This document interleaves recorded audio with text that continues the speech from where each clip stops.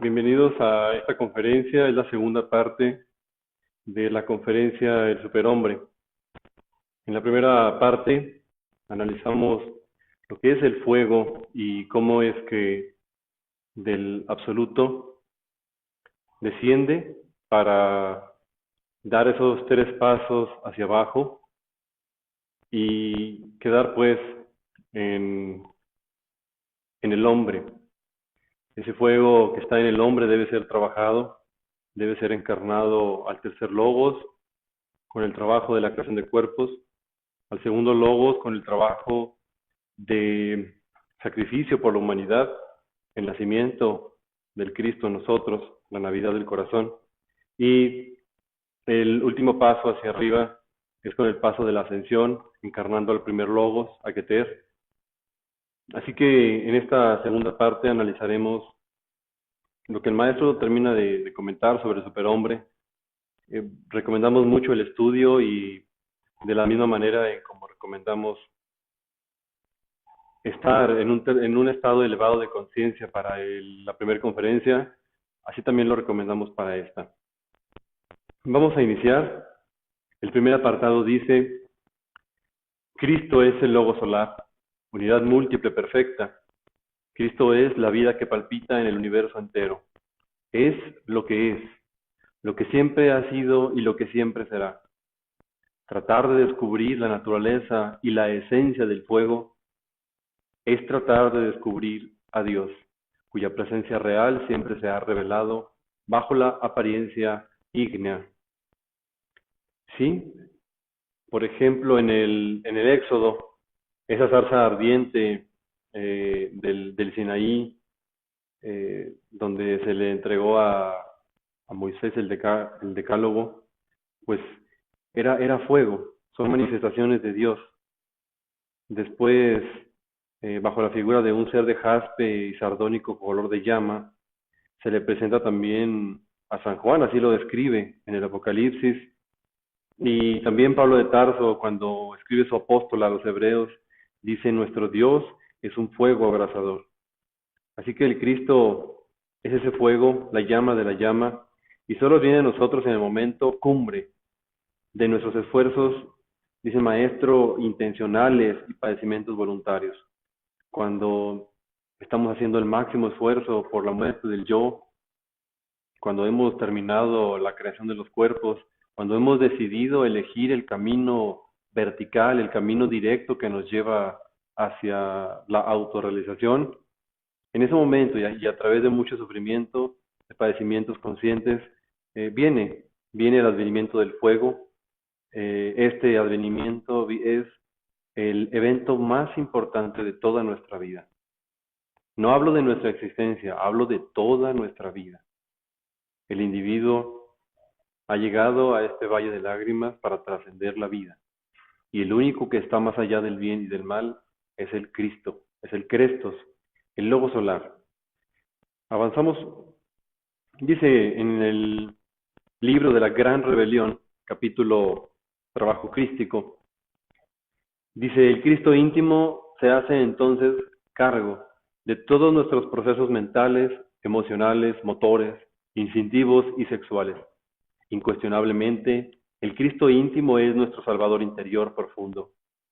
Él, siendo perfecto al meterse en nosotros, parecería como imperfecto. Siendo casto, parecería como si no lo fuese. Siendo justo, parecería como si no lo fuese. Al hacerse cargo de todos nuestros procesos psicológicos, el Señor de perfección sufre lo indecible. Fíjense, ese Cristo íntimo, ese fuego celestial, tiene que nacer en nosotros y solamente lo hace cuando hemos, repito, avanzado mucho en el trabajo. Ese Cristo nace en Tiferet, nace en la región del alma humana, porque tiene que eliminar las causas de nuestros errores, tiene que eliminar los yoes causas, esos que son de hecho los primeros yoes que se manifestaron cuando, cuando llegamos a este mundo, a la creación. Entonces, esos yoes causas no podrían ser destruidos si el Cristo no naciera en el interior. Solamente Él puede destruir esos agregados porque es fuego viviente, porque es fuego filosofal, es el fuego del fuego. Así que Cuando el Cristo nace, cuando nos convertimos en superhombres, este convertido en hombre tiene que pasar por muchas pruebas, tiene que soportar dolor, tiene que soportar tentaciones. Así que eh, simplemente lo que sucede también es que la gente no hace esto, no reconoce a Cristo porque la gente ve en el Cristo lo que quiere ver, o mejor dicho, lo que puede ver. El maestro nos dice que si nosotros nos ponemos unas gafas, unas gafas de sol de color azul, pues veremos, si nos ponemos unas gafas de color rosa, pues veremos así la vida. Las personas ven al Cristo no como en realidad es, sino con base en sus propios embotellamientos, sus propios condicionamientos de tipo psicológico y así es. Entonces, el iniciado debe aprender a vivir estas tentaciones, estas pruebas muy dolorosas, muy complicadas. Debemos recorrer la senda con mucha firmeza, esta senda del filo de la navaja. Así que qué duro, qué triste, qué complicado, o por lo menos qué impactante es para la conciencia escuchar que el Cristo íntimo, sin ser lujurioso, tiene que eliminar de sí mismo los elementos psicológicos de la lujuria. Él no es lujurioso, pero nace en nosotros, se echa al hombro toda esa responsabilidad. El Cristo íntimo, siendo paz, siendo amor, tiene que eliminar a los agregados de la ira. Este Crestos, este Salvador, Salvandus, sin ser codicioso, tiene que eliminar a esos defectos. El Cristo no es envidioso, el Cristo es humildad perfecta, es sencillo, y sin embargo tiene que luchar contra la envidia, eliminarla y también contra el orgullo. Y así pues, así en cada uno de los siete cabezas de legión, tiene que llegar a eliminar pues todos los agregados. El hombre se mezcla con el Cristo y el Cristo se une con el hombre. He ahí, he ahí esa fusión de la divinidad, de lo celestial con lo terrenal. Pero resulta entonces interesante comprender que el Cristo siempre es un triunfador. El Cristo, cuando nace en el interior, siempre vence a las tinieblas, siempre elimina las tinieblas de sí mismos, aquí y ahora. Por eso es tan importante luchar por la encarnación del Cristo, porque prácticamente una vez que ya nace, se puede decir que ya ganamos, se puede decir que hemos hecho, hemos hecho la obra, de hecho así es. Ahora el Cristo va a hacer la gran obra, pero todo lo puede Cristo. Es ese mismo Hércules, es Perseo, es Quetzalcóatl. Así que está destinado, él nace para vencer. Bien, nos dice el siguiente apartado, afortunadamente el Cristo íntimo, desde el mismo fondo de nuestro ser, trabaja intensivamente, sufre, llora, desintegra elementos peligrosísimos que en nuestro interior llevamos. El Cristo nace como un niño en el corazón del hombre, pero a medida que va eliminando los defectos indeseables que llevamos dentro, va creciendo poco a poco hasta convertirse en un hombre completo. Así es, el maestro nos dice que al principio el nacimiento del Cristo no se percibe, o mejor dicho, el Cristo no se percibe, no se nota gran diferencia entre un hombre y un superhombre. Pero poco a poco ese Cristo íntimo se va desarrollando y realiza el trabajo que vemos nosotros en las Sagradas Escrituras cuando llega al templo y con el látigo de la voluntad expulsa a todos los mercaderes. Es una, es una simbolización de cómo nuestro templo interior está inundado, lleno de agregados psicológicos y a través de la voluntad tiene que eliminar a todos esos yoes que prostituyen el templo, tiene que hacerles huir. Él trabaja con la parte de nuestra luna psicológica que no conocemos, con esos agregados que creemos que no tenemos, pero que los tenemos. Trabaja con los infiernos de los planetas. Al eliminar estos defectos de los planetas, de cada uno de los infiernos, Entonces resulta que se van ganando cada uno de los cielos. Esto lo estudiamos en la conferencia anterior.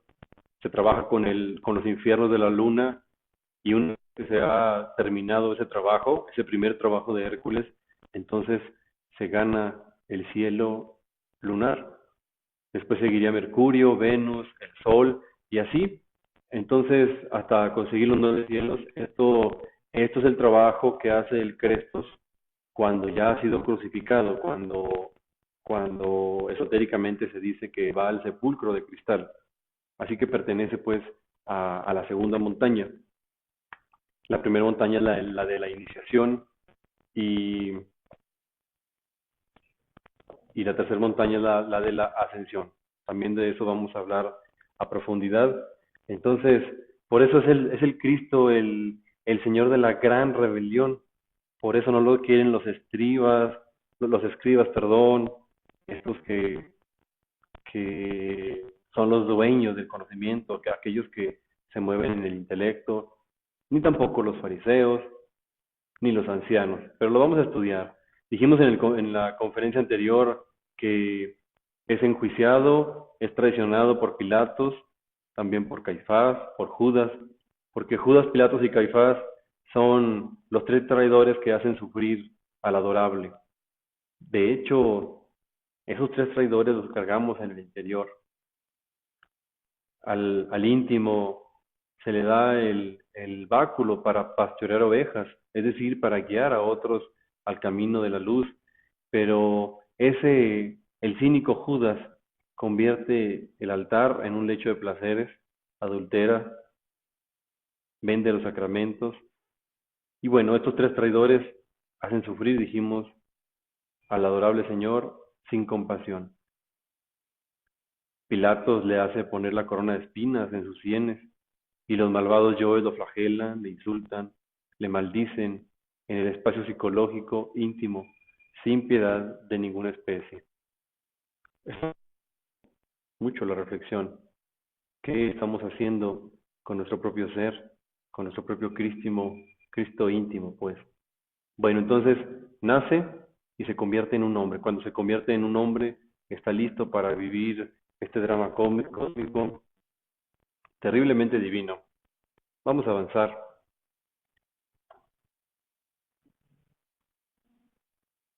Dice el maestro, el Cristo tenía, se dice, 12 apóstoles. Esos 12 apóstoles están dentro de nosotros mismos, aquí y ahora.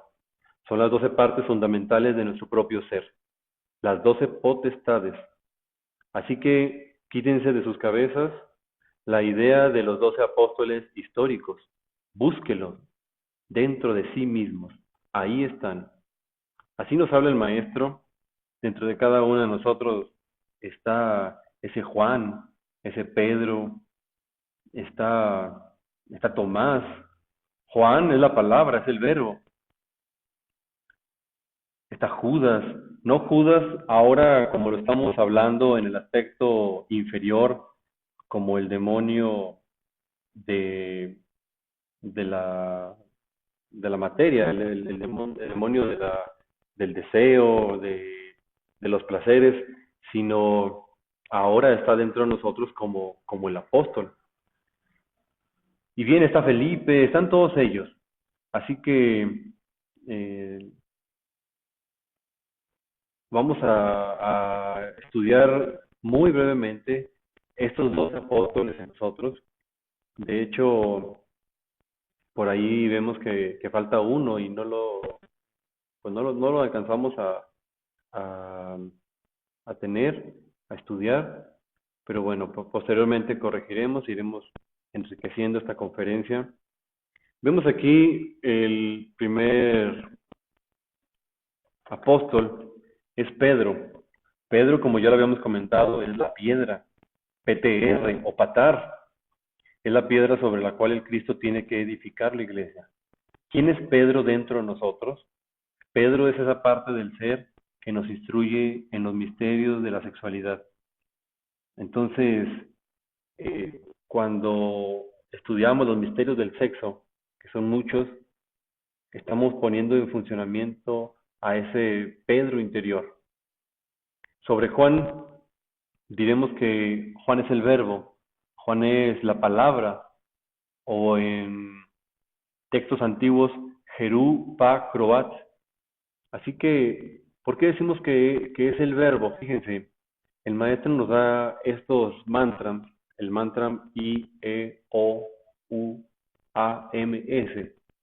Y sabemos nosotros perfectamente que pertenecen a cada uno de los 7 chakras. Lo interesante es que la unión de estas letras en esoterismo hace como, como un solo sonido la palabra Juan, Ioams, Juan, Juans. Entonces, es el verbo, es el aspecto creador y también en un sentido muy íntimo, muy especial, es aquella parte del ser que nos instruye para entregar el mensaje a otros, el mensaje de la liberación. Tenemos entonces a Tomás. Tomás es el que nos enseña a manejar la mente. Tomás, por cierto, si ustedes se fijan, es el que duda.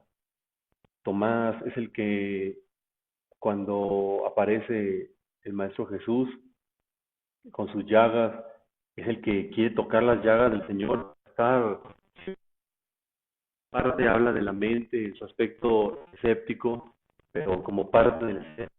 Es la última palabra en conocimiento, la última palabra en comprensión. También en Pistis Sofía se habla de esta parte del ser, Tomás. Entonces tenemos a el siguiente apóstol, Pablo, nos muestra el camino de la sabiduría, de la filosofía y de la gnosis. Nos enseña también Judas. Judas es una parte del ser muy interesante porque Judas no nos referimos a aquel que entregó al Cristo hace 2000 años, nos referimos a ese Judas que está en lo profundo de nosotros mismos. Resulta que el Evangelio de Judas, porque todos tienen Evangelio, el Evangelio de Judas nos instruye en la muerte del ego, nos instruye en el conocimiento de sí mismos, nos instruye en ir descubriendo esos detalles del yo que, que pasan desapercibidos. Nos ayuda a ir comprendiendo poco a poco, a llevar incluso un orden en el trabajo. Y por eso es que Judas termina en los textos bíblicos eh, colgándose, porque indica la muerte de sí mismo, es decir, como lo que diríamos en palabras muy burdas, suicidio, pues aquí es la muerte de sí mismo, provocarse la muerte a sí mismo. Otra parte del ser de la que ya hemos hablado es el Felipe interior. Recuerden que cuando hemos dado prácticas para salir en cuerpo astral, cuando hemos entregado esas claves, hemos enseñado esta parte de oración al Felipe interior, en donde le decimos que nos lleve con todo nuestro cuerpo físico, una entrada a cuerpos o estados de ginas, pero también hay una clave para decir, donde decimos al cielito, Felipe, al cielito. Y esa oración repetida incesantemente nos lleva a despertar al Felipe interior, que como repito, nos instruye en todo lo que tiene que ver con el cuerpo astral, con andar conscientes en el cuerpo astral. Después tenemos a Andrés. Él nos indica con precisión lo que son los 3 factores de la revolución de la conciencia. Es decir, nos enseña el proceso del nacer, cómo se fabrican los cuerpos existenciales superiores del ser, cómo se muere, cómo se desintegra el yo y los factores que se relacionan con nosotros, es decir, con, con, con la personalidad, etcétera. Y también nos enseña el sacrificio por la humanidad. De hecho, en la cruz de San Andrés indica por ahí una mezcla del azufre y del mercurio, que son indispensables para la creación de los cuerpos existenciales del ser. Entonces, esa cruz de San Andrés es un elemento esotérico con aspectos muy profundos que algún día estudiaremos, y si no, ya a estas alturas tenemos suficiente para realizar estos estudios. Entonces, aquí no lo tenemos, pero los cuatro evangelios también nos indican a los cuatro elementos. Esos que voy a mencionar no son apóstoles, sino evangelistas. Por ejemplo, tenemos a Marcos. Marcos simboliza el león y ahí está el elemento fuego de la alquimia. Lucas simboliza el toro, la tierra. Por cierto, aquí hablamos de Lucas como la ciencia pura. Entonces, Mateo representa a un joven, que es el elemento agua, el hombre, y Juan representa al águila, el elemento aire de la alquimia. Bueno, estos que mencionamos son evangelistas, aunque aparezca Lucas y aunque aparezca Mateo y Juan. Pero bien, continuando con los dos apóstoles, tenemos a Lucas. Lucas, el evangelio de Lucas es el evangelio de la luz. Así que Lucas es ese aspecto de nuestro propio ser que nos enseña la ciencia pura, la anatomía oculta, la medicina trascendental, la verdadera astrología y otros temas de ciencia. El, una de las partes más importantes del ser, dice el maestro, es el Santiago interior. Si ustedes ven, Santiago es como decir San I-A-O o Santo I-A-O. Recordemos que I-A-O es el mantra de la alquimia, Ignis Aqua Origo, la creación del espíritu a través del fuego y del agua. Es el patrono de la gran obra, trabaja nuestro Santiago interior con el Enseminis, con la creación, es el que dirige el Enseminis a través de la columna vertebral. Y tenemos pues a Marcos. Marcos nos enseña la unción gnóstica. La unción gnóstica es esa, ese momento en el que entran a nosotros átomos divinos, átomos crísticos de altísimo voltaje para transformarnos, para darnos fuerza en el trabajo interior. Así que este aspecto es instruido por el Marcos interno, y hay un apóstol que no hemos podido por ahí sacar. Se habla de Bartolomé, se habla de otros, pero bueno, estos son los que alcanzamos a estudiar y a colocar aquí. Así que dice el maestro que si queremos llegar a ser magos en el sentido trascendental de la palabra, pues necesitamos aprender a relacionarnos cada uno de nosotros con nosotros mismos, con las 12 partes del ser. El maestro habla en un lenguaje muy elevado y dice, las partes del ser son 49, las partes del ser son 12, las partes del ser son 7 y las partes del ser son 3. O sea, habla de Padre, Hijo y Espíritu Santo, ¿no? Pero en realidad después dice, tenemos infinitas partes del ser. Solamente el Cristo, cuando nace, se desarrolla y logra crear los cuerpos de oro puro, es decir, de fuego que ya han sido creados en alquimia, sean purificados y sean convertidos en oro puro. Ese revestimiento de oro es el que puede encarnar a todas las partes del ser, incluyendo el Sholot o Lucifer interior, que es aquel que está sacrificado en nosotros, que es de hecho el primero que cae porque es el instinto sexual y es el último que se levanta. Por eso le llaman también el gran inmolado. El Cristo, el segundo Logos, se le conoce como el Cordero Inmolado, pero el maestro Samael le llama al Sholot interior el gran inmolado. Es el primero que se cae, es el que llega más al fondo, es el último que se levanta y es el menos comprendido de todos. Bien, entonces hay que aprender a relacionarnos con nosotros mismos, con cada una de las partes de nuestro propio ser interior. Continuando con algunos simbolismos del Cristo y del Via Crucis y de todo el drama cósmico, vamos a leer ese siguiente apartado. Dice, cada vez que el Señor de compasión viene al mundo, Es odiado por tres clases de hombres. Primero, por los ancianos. Segundo, es rechazado por los escribas, es decir, por los intelectuales de la época. Y tercero, es odiado por los sacerdotes. Pues sí, ¿cuáles los ancianos?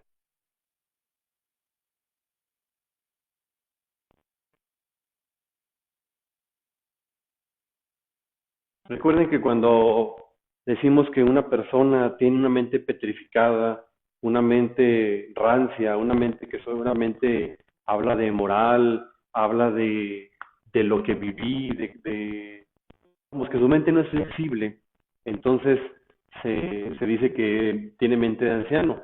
Y así es como debemos interpretar este primer aspecto. Las personas que están llenas de experiencias, que dicen, este está loco, vean lo que trae, vean lo que dice, no está de acuerdo con lo que nosotros pensamos, nosotros tenemos experiencia, así que este hombre simplemente no lo escuchamos porque daña, porque perjudica. Esos son los ancianos, aquellos que no se abren para comprender, aquellos que quieren que todo se ajuste a sus ideas retardatarias, anticuadas. Habemos muchos ancianos, ¿eh? Habemos muchos ancianos en la gnosis. Queremos que la gnosis se ajuste a lo que pensamos, a nuestra vida, y la realidad es diferente. Si uno quiere vivir el camino interior, tiene que hacer lo contrario, tiene que ajustar su vida a la gnosis. Y esto cuesta mucho trabajo, mucho, mucho trabajo. Pero si queremos el despertar de la conciencia, convertirnos en hombres, en mujeres, si queremos la Navidad del corazón y la autorrealización íntima del ser, entonces necesitamos empezar por transformar nuestra forma de pensar. Recuerden, un hombre empieza a nacer, forma de pensar, se requiere la disponibilidad al hombre. Entonces, tenemos también al segundo tipo de personas, a los escribas, y ellos son los intelectuales de la época. Cada vez que el Señor el mundo, intelectuales han estado contra él. Lo odian mortalmente porque no encaja dentro de sus teorías. Y de hecho significa un peligro para sus sistemas, para sus sofismas, para su, entre comillas, conocimiento. He ahí el escriba, vamos, es el intelectual, es el hombre de ciencia que dice, Dios no existe y si existe, demuéstramelo. Esto de la muerte del ego tampoco existe. Esto de la psicología, total, se convierte pues la mente del escriba en una mente completamente atea, en una mente que se cree autosuficiente, que se cree superior, que cree que su chispeante intelecto le va a servir para ser feliz. Y se da cuenta muy tarde el escriba, el intelectual, que la mente no hace feliz a nadie, que tener mucho conocimiento almacenado en la memoria, pero no comprender nada de ello, no es saber, y que al final de cuentas de nada serviría saberse libros y libros y libros si la conciencia está dormida, si no se sabe amar, si nos hemos alejado a través de la mente de nuestro propio ser interior profundo. He ahí los escribas y pues esos son los hombres de ciencia. El tercer tipo de personas que odian al Cristo son los sacerdotes. ¿Por qué?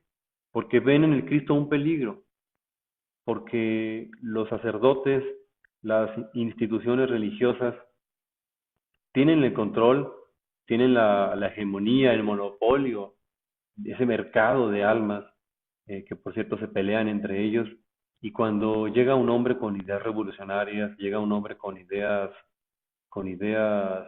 solares, entonces lo ven como una competencia, piensan que viene a quitarle su puesto de sumo sacerdote y entonces pelean contra él, lo odian. Y así es. Por eso el maestro menciona tanto y tanto, el maestro Jesús lo dice, eh, son fariseos e hipócritas.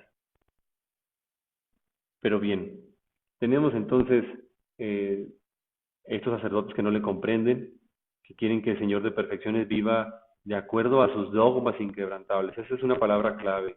Quieren que el Cristo encaje en sus dogmas, cuando el Cristo está mucho más allá de una simple creencia o de una simple teoría. Los ancianos, los que son buenos dueños de casa, los que son buena gente, los que son gente juiciosa, todos ellos aborrecen al Cristo de la gran rebelión porque se sale de sus hábitos y de sus costumbres. Repito, hábitos y costumbres. Estamos hablando de los ancianos, eh, costumbres reaccionarias y petrificadas de muchos ayeres. Y para terminar, los escribas del templo son bribones del intelecto. Aborrecen a Cristo porque la ciencia es el antítesis del Cristo. Es el enemigo declarado de todo. El Cristo es enemigo declarado de las teorías, de las creencias, de esa falsa educación que se dan en las universidades. Así que es, es por ello fácil entender que el Cristo sea odiado. Pero bien, entonces, el Cristo es tremendamente revolucionario. Ese fuego que viene a quemar toda la podredumbre que cargamos en el interior. ¿Ustedes creen que el Cristo va a ser aceptado por tantos millones de seres humanos? No, definitivamente no. Cada vez que Él viene se levantan las multitudes contra Él. Esa es la realidad. Maestros y maestros de la Logia Blanca han venido a ayudar a la humanidad y estos simplemente han sido atravesados por la espada, envenenados, han sido encarcelados. Así que ahora que está por acercarse la Semana Santa, tenemos que decir que solamente el fuego nos puede salvar. No nos puede salvar ninguna teoría, no nos puede salvar ningún sistema, ninguna creencia. Así que pretender eliminar al ego, pretender eliminar al ego con el free intelecto, preten- pretender eliminarlo con creencias, pues no, simplemente nos quedaríamos cortos. Así que quien piensa así marcha por el camino del error. En el siguiente punto, nos dice el maestro, la cruz misma del Calvario es hondamente significativa. Bien sabemos nosotros que el phallus vertical dentro del ectais formal hacen cruz. Con otras palabras, enfatizaremos diciendo que el lingam yoni, correctamente conectados, forman cruz. Es con esa cruz que necesitamos nosotros avanzar por el sendero que ha de conducirnos hasta el Gólgota del Padre. Esta noche les invito a todos a entrar en el camino de la cristificación. Señores, ha llegado la hora de un cristianismo más esotérico, de un cristianismo más profundo, de un cristianismo más real.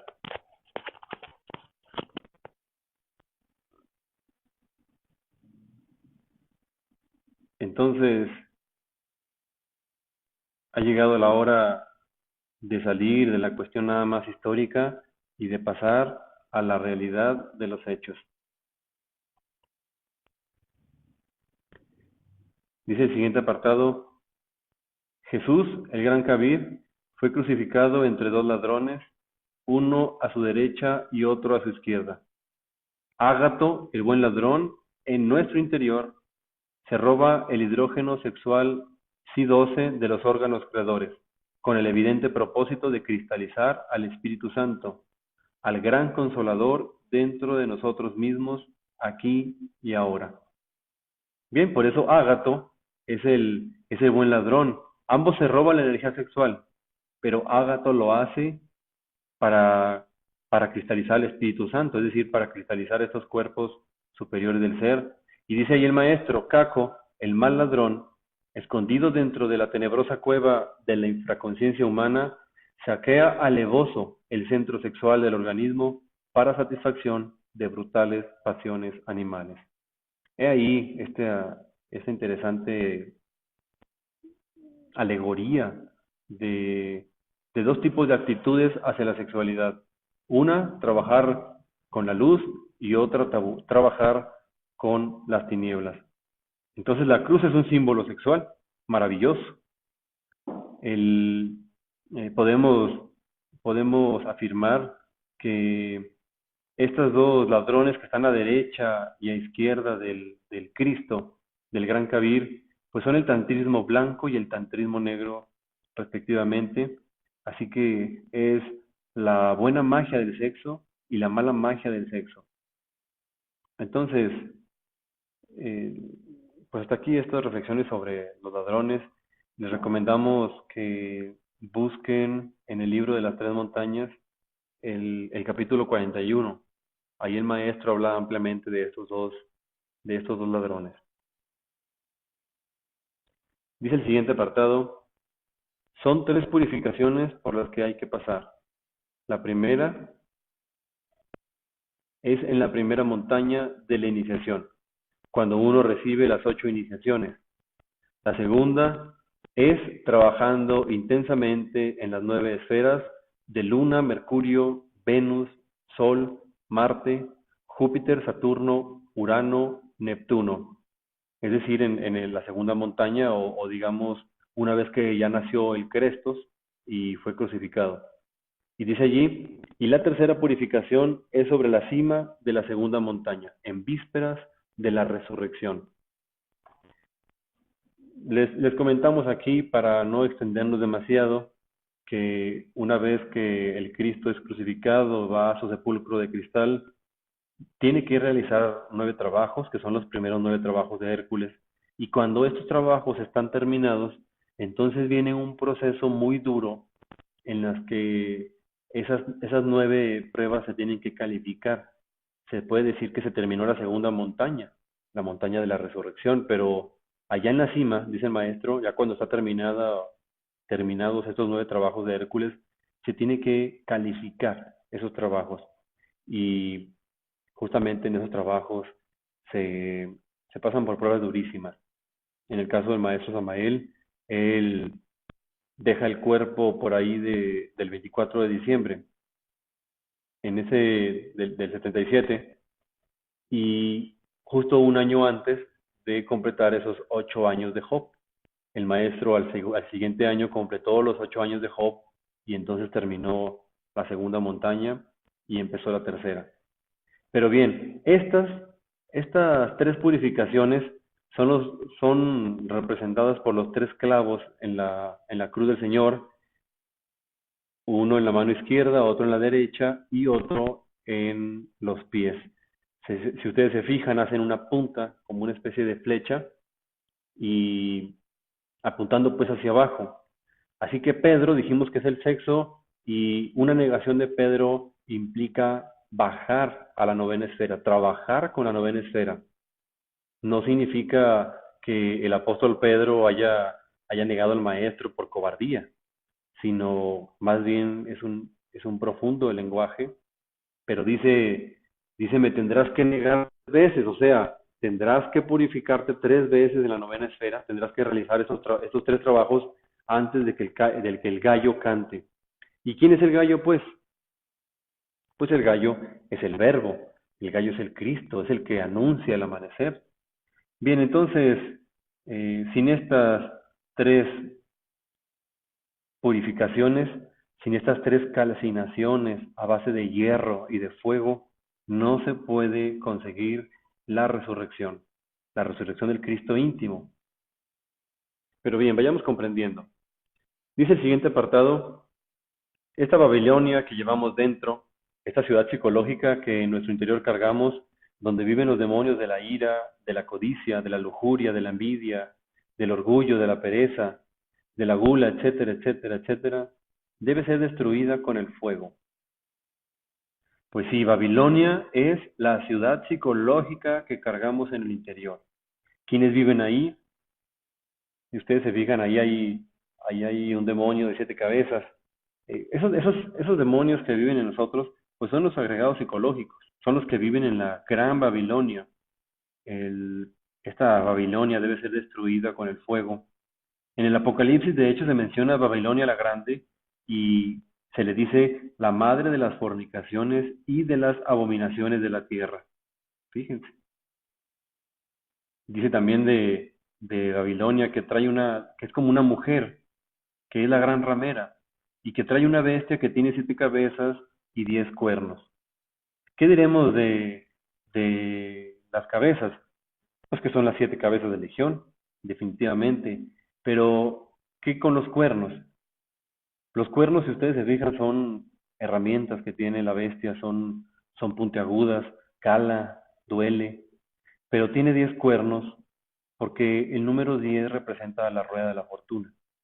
El número 10 es la recurrencia, es la repetición incesante de eventos, la repetición incesante de todo lo que causa el yo.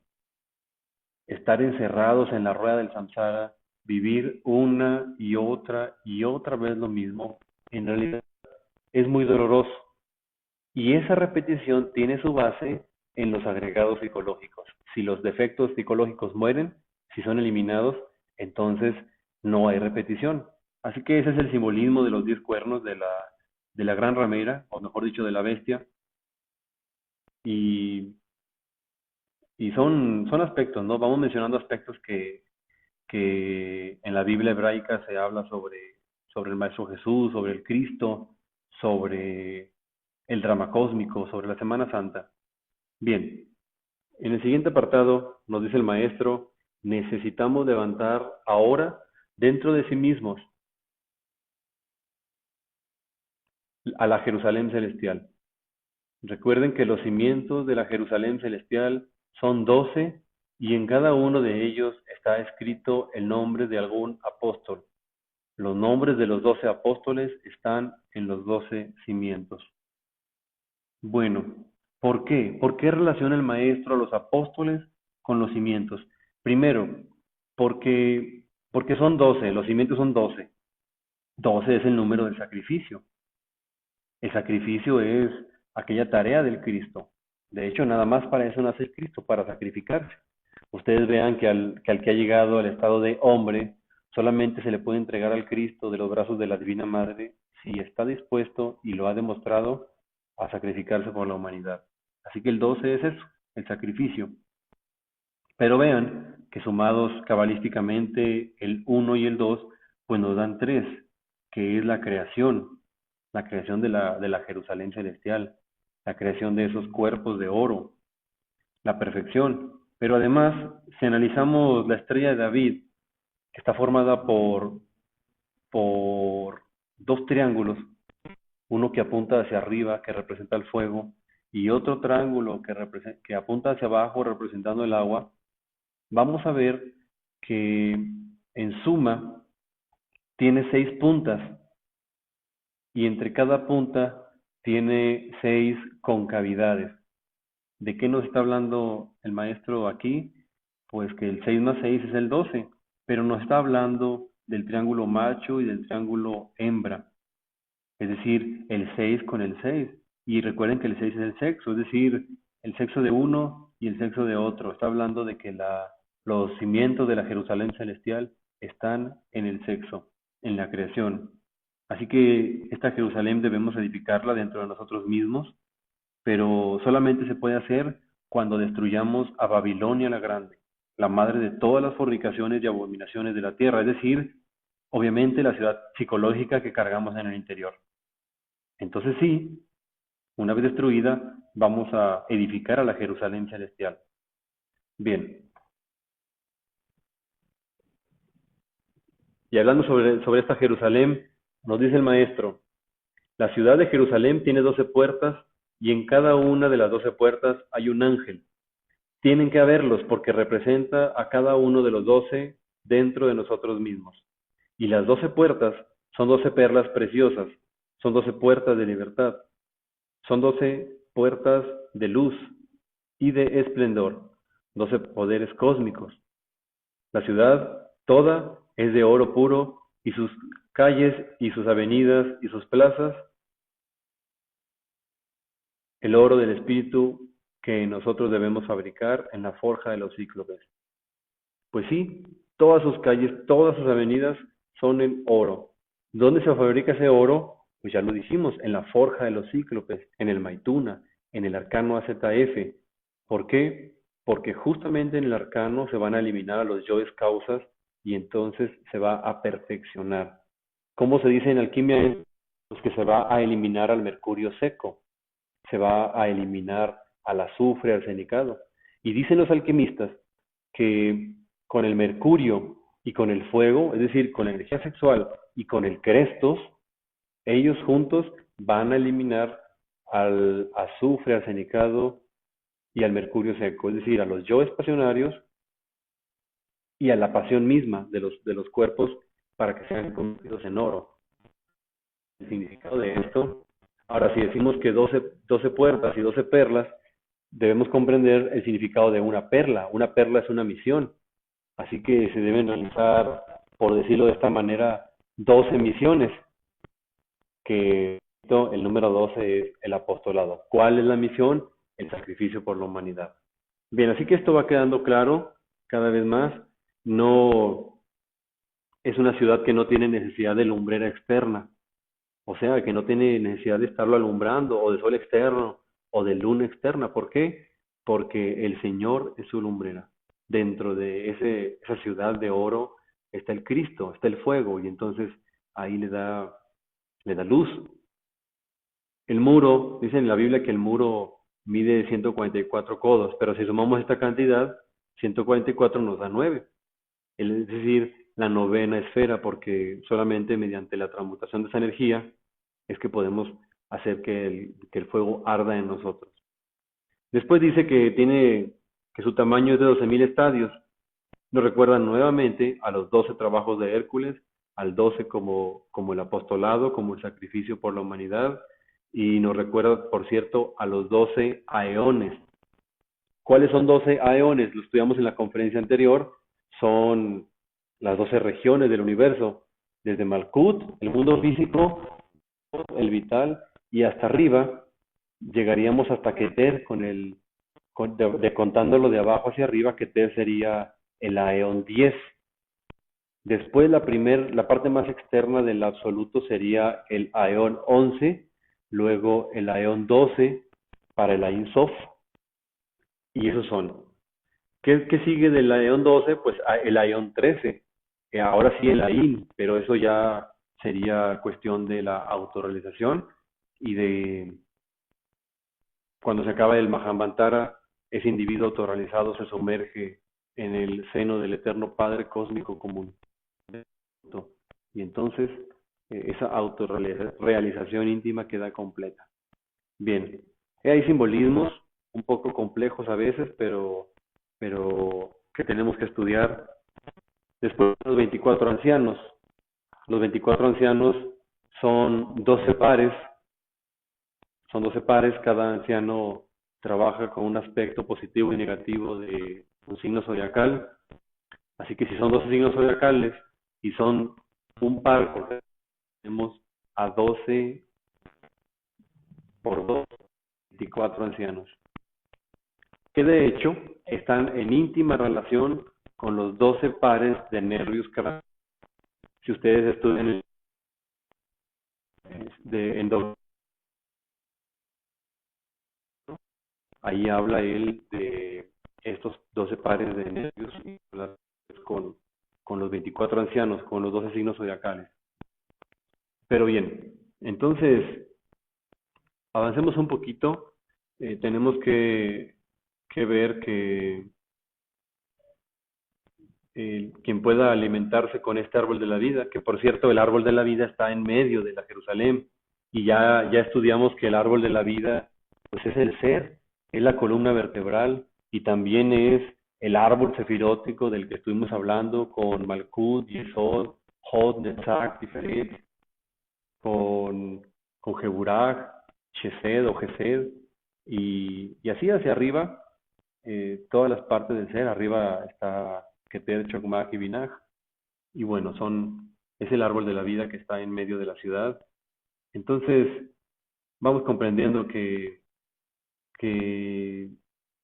esa ciudad se tiene que crear, así como se tiene que destruir a Babilonia, la grande, se tiene que crear a la Jerusalén celestial.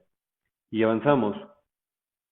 Nos dice el maestro, él nace en un pesebre o en un establo. Y ese pesebre, ese establo, no es otra cosa sino sencillamente el mismo hombre. Porque cuando Él viene a nosotros, todavía poseemos esos elementos inhumanos del deseo, y Él tiene que eliminar tales elementos. Pues sí, estábamos hablando del nacimiento del Cristo, por qué en un establo, qué significa esto, y Aquí habla del hombre. En el establo hay animales y uno puede decir, pero ¿cómo es? Si estamos hablando de un hombre, ¿cómo puede tener yoes? Pues ya lo hemos dicho muchas veces, son los yoes causas. El hombre, lo único que tiene es que ha creado los cuerpos solares, pero ese es el factor del nacer. Le falta completar el segundo factor. Definitivamente ha avanzado mucho, pero para eliminar completamente se necesita al fuego, al Crestos, y por eso nace. Entonces, conforme él va desarrollando eh, fuerza y va eliminando a los elementos subjetivos que cargamos en el interior, se va desenvolviendo, se convierte en hombre y una vez que se convierte en hombre, predica la palabra, enseña, su verbo resuena por todas partes. Él debe vivir el Dharma cósmico dentro de nosotros. Él debe nacer, así en nosotros debe desarrollarse, debe convertirse en hombre y luego tendrá que vivir todo lo que viene en las Sagradas Escrituras, tiene que vivir todo el drama cósmico, todo el vía crucis, debe morir, debe resucitar y debe ascender a los cielos. Es la gran enseñanza que el Maestro Jesús hace 2020 años aproximadamente vino a dejar. Ese es el drama que no se entiende, ese es el drama que no se comprende. Esas multitudes que vemos ahí gritando crucifixia son nuestros propios defectos.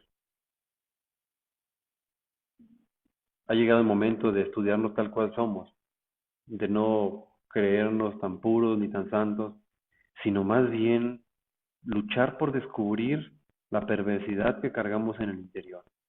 Una vez descubierta, luchar por comprenderla y por eliminarla. Porque el Señor de perfecciones que vive en nosotros está siendo constantemente humillado, latillado, constantemente lastimado, pues, por los elementos que cargamos en el interior. Bien, entonces, concluimos esta conferencia con, con estas palabras. Cada individuo tiene su propio rayo particular. Así como se tiene su divina madre, pues también se tiene su padre, también se tiene ese rayo, el Cristo interno, formado por tres profundidades, que es el Padre, origen de la vida, que es el Hijo, origen del Verbo, y que es el Espíritu Santo, origen de la fuerza creadora.